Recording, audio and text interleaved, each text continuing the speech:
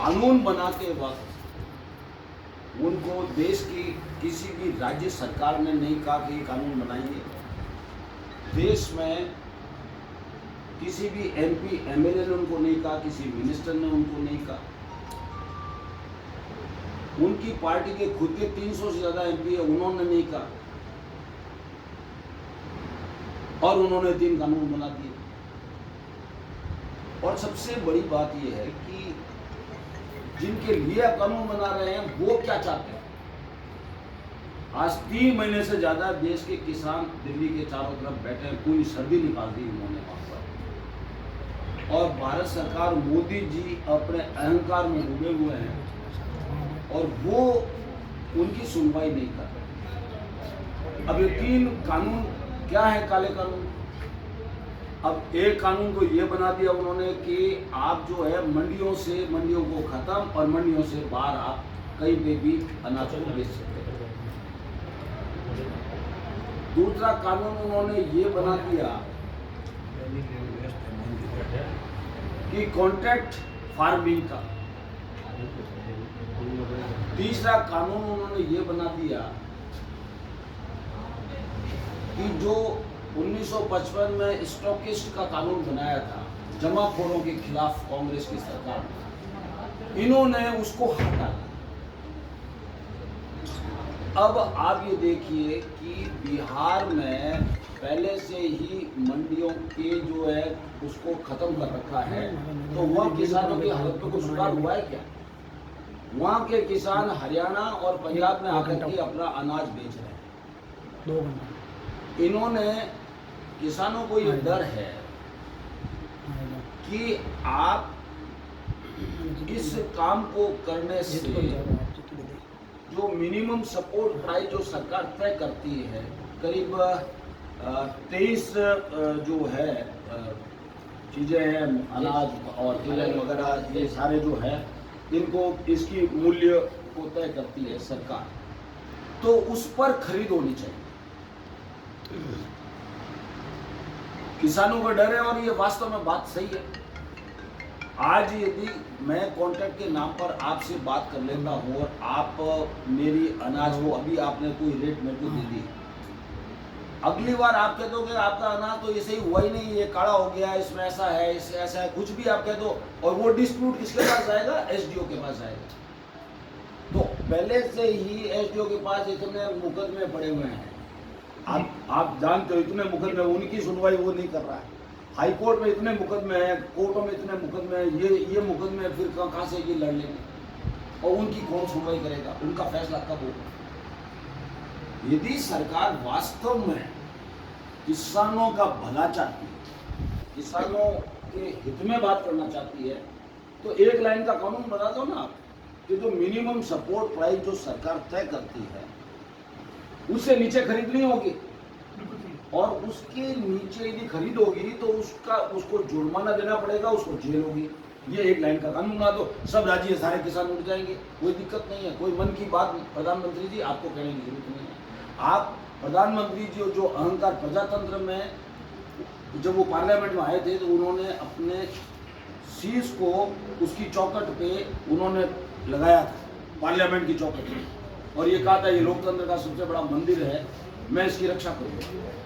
तो आज देश का 70% से ज़्यादा किसान है, उसके खिलाफ ये काम कर रहे हैं, उनके खिलाफ निर्णय कर रहे हैं। आप ये देखिए कि जिस तरह से पहले राजा डर जाते थे तो किलेबंदी करते थे, वैसे उन्होंने कीलें लगा दी है सड़कों के ऊपर और रास्ते सारे बंद किए। तो ये लोकतंत्र कहाँ हो?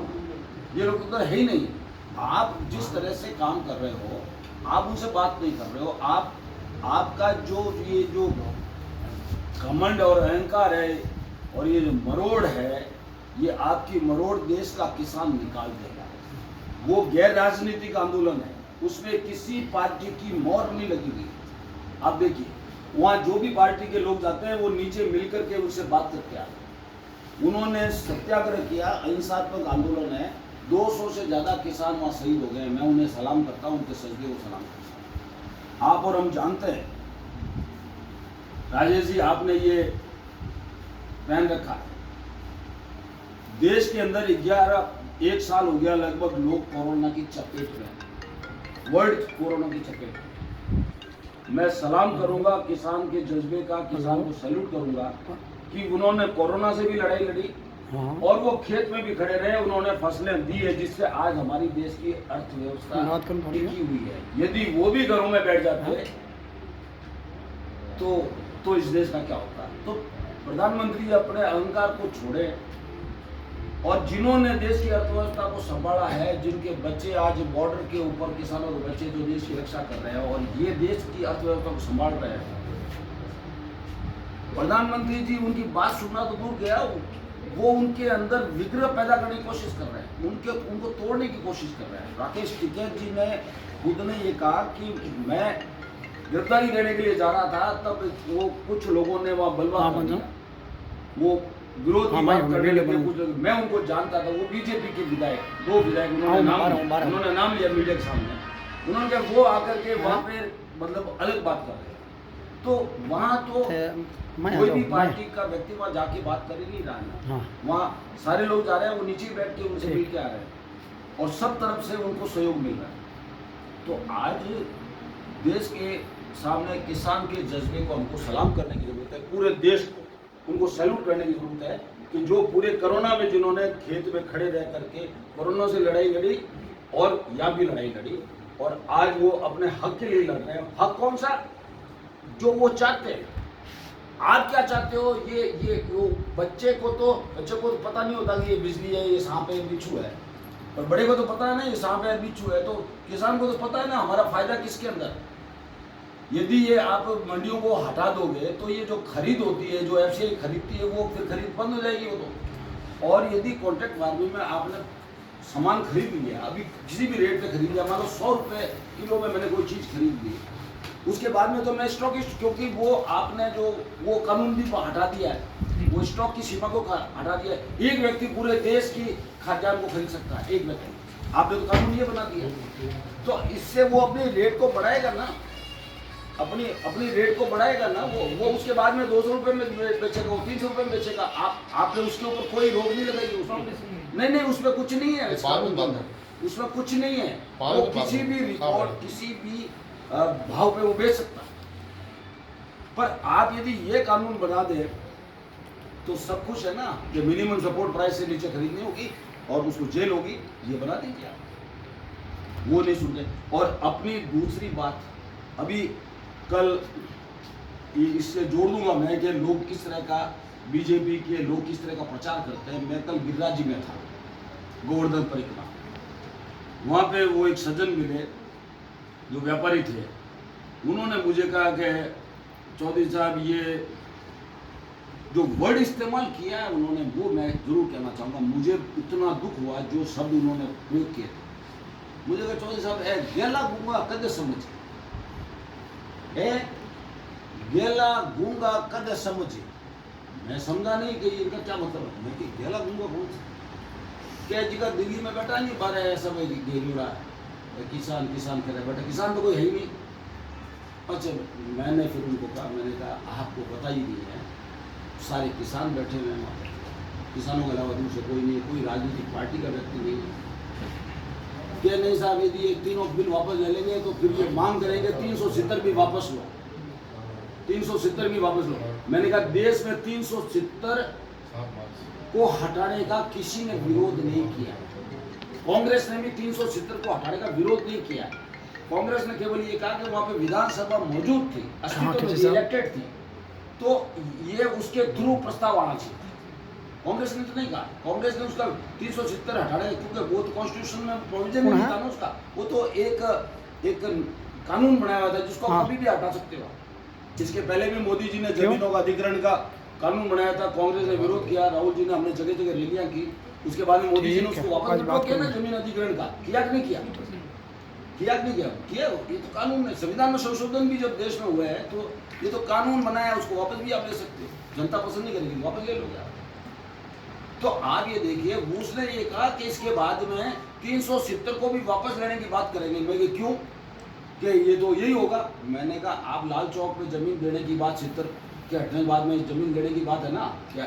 हाँ, मैं लाल चौक पे कितने लोग जाके श्रीनगर में जमीन लेंगे अपने, तो आप यहाँ माउंट आबू में जमीन लेके बता दो।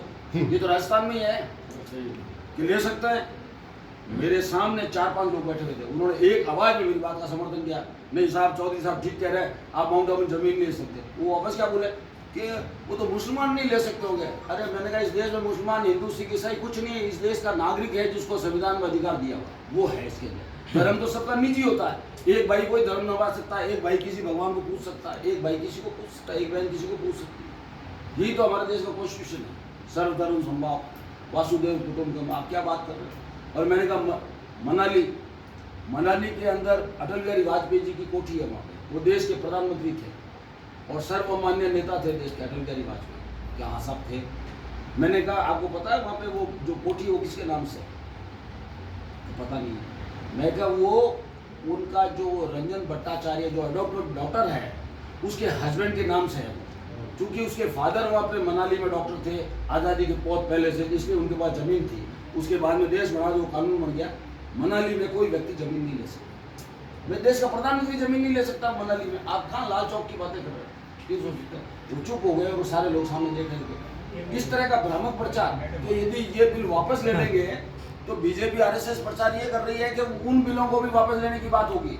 ये एग्जाम्पल दे रहा हूँ, कल की बात है, कल गिरिराज जी में। तो ये बात गलत है। किसी की बात को समझे बिना उसका उत्तर देना कितना गलत है। मैं आपसे पूछ रहा हूँ, दौड़ दो कितने होते हैं? आप जब तक आप ये सुनोगे नहीं तो आप उसका उत्तर कैसे दोगे? आप विराज सुनने पर ही तो 4 बोलोगे ना, 2 2 4। तो ये बात समझने की जरूरत है। और मोदी जी अच्छे से समझते, पर मोदी जी तो ये समझ रहे हैं कि देश की जनता ने उनको प्रधानमंत्री बनाया है, पर अडानी अंबानी ने उनको प्रधानमंत्री नहीं बनाया। और ये प्रपोजल जो बिल का है ये उनका बिल है, उनके लिए इन्होंने बिल बनाया।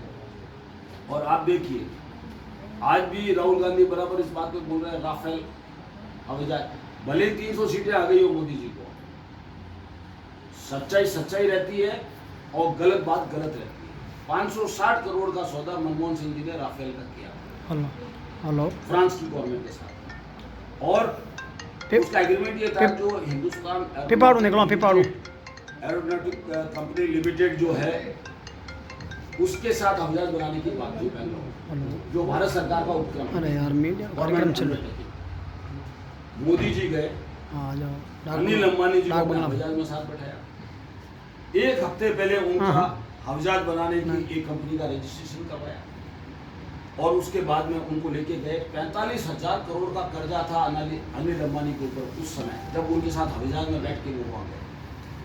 और फ्रांस के राष्ट्रपति ने खुद ने कहा है कि मुझे प्राइम मिनिस्टर मोदी ने कहा कि ये ठेका इसको देना है।